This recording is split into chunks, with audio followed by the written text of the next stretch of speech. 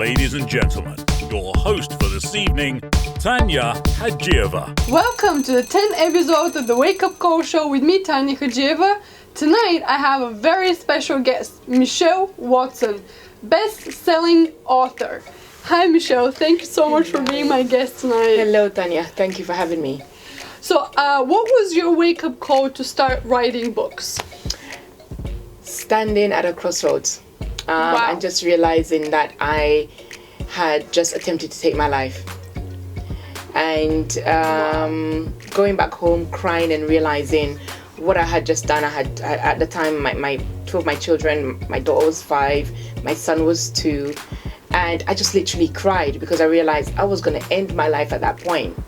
But coming from that and then turning my life around and starting working, I always used to write because that's how I expressed myself. I grew up with my grandparents, so I didn't have anyone to talk to. So I would always write. So I just started writing about the pain that I went through being in an abusive marriage, parenting a child with special needs.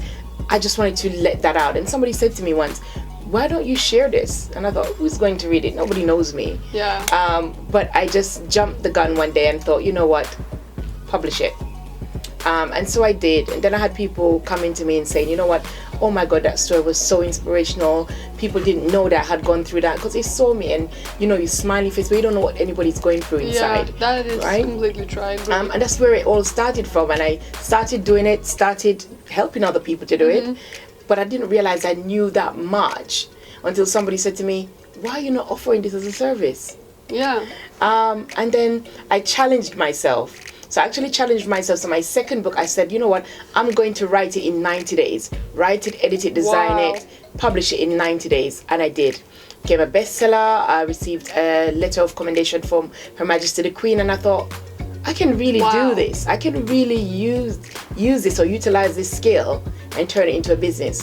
And that's where the whole process started. So the whole trigger was from you being in so much pain, sharing all with the world. And then this became your kind of like wake-up call, but also your let's say that your call, like your higher calling of what you could help people with. It is, because sometimes you have a potential to do something, but because you've not used that part of you, don't realize it. So I always had this thing about me where people were always able to speak to me and say things that they would have never normally said to someone else. But I never tied it in as something that I could not offer to others for them to share their story and their messages as well.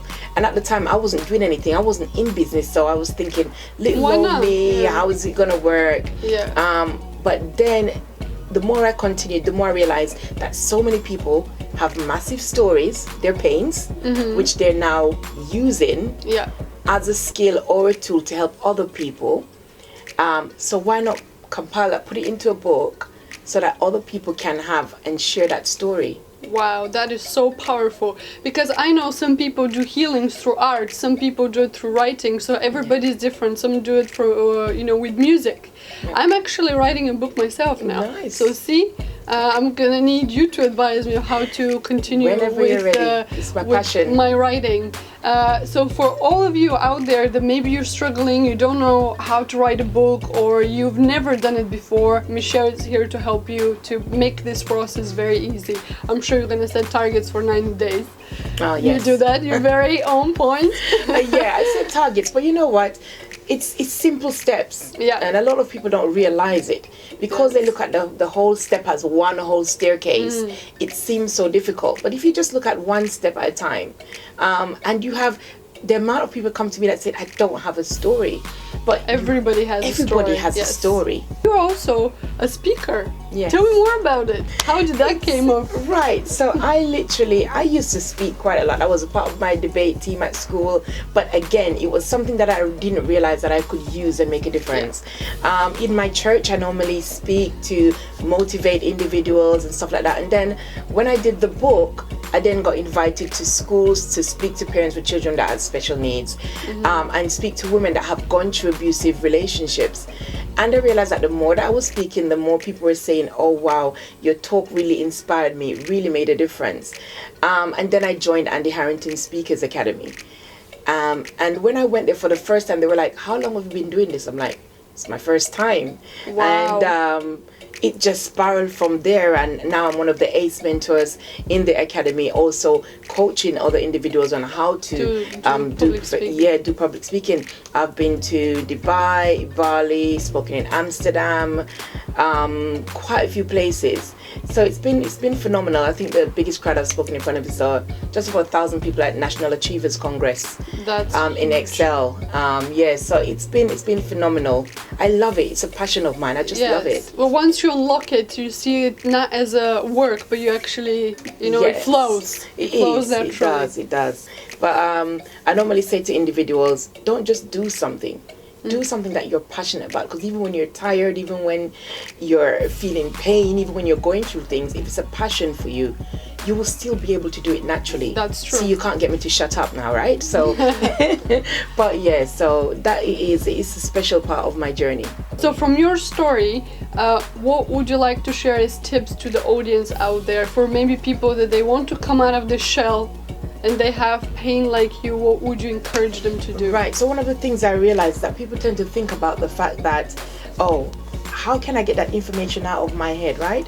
But guess what? You cannot edit a blank page. So until you start writing, you cannot correct anything. Just start writing. Then you have the experts that can do everything else. Yeah. You have somebody else that will say, okay, actually, I don't know if my content sells, but if you're selling your service, then why wouldn't your content sell? Yeah, all you need to think about is 3 things: your needs, desires, and the pain points of your clients.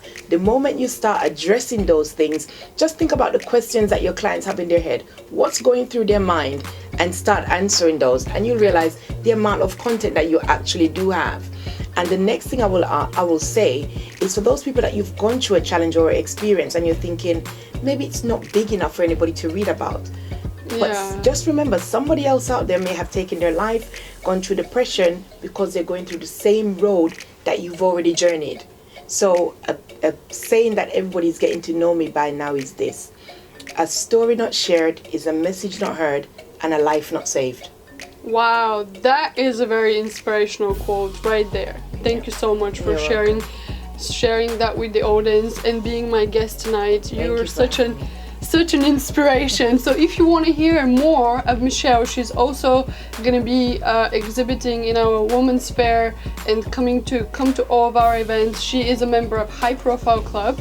We're going to put all her details below the video if you want to contact her or have one-to-one if you need help with a book. Thank you so much once again for being here. Tune in Tuesday at 7 p.m. for more inspirational stories. I'll see you there.